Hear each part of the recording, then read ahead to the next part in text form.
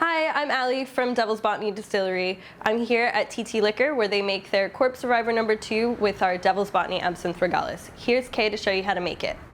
Alright guys, it's Kay. I'm here at TT Liquor once again, and today I'm going to be showing you how to make a really delicious classic cocktail. We are going to be making a Corpse Reviver No. 2. First thing I'm going to do is get some ice in there, chill it down while I make the rest of the drink.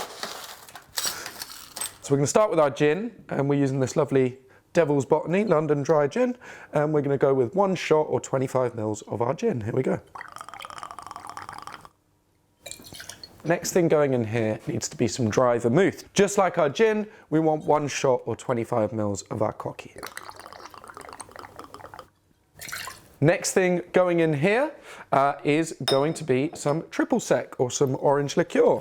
Like I said, this is an equal parts cocktail, so just like our gin and our cocky, we want 25 ml of our triple sec.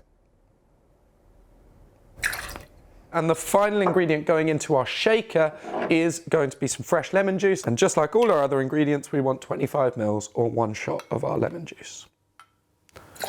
So now I'm going to go ahead and fill this up with ice and give it a shake. Go, put my tin on at a bit of an angle, big old smack to seal it. And we'll give that a shake for around about 10 to 15 seconds. Here we go.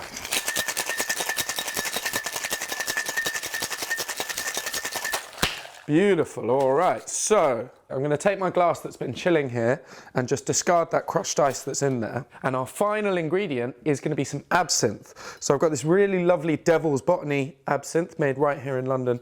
And we only need a couple of drops of this absinthe. I'm just going to do a tiny bit in the bottom of my glass here. And I'm just going to swirl that around just so that it coats the inside of my glass.